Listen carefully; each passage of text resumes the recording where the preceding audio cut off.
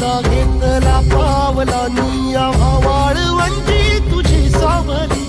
गळा भेट घेण्या भीमेची निघाली तुझ्या नाम घोषात इंद्रायणी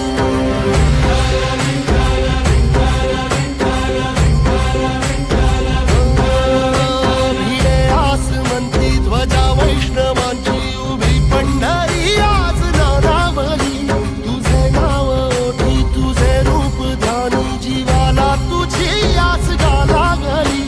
जरी बाप साऱ्या जगाचा परी तू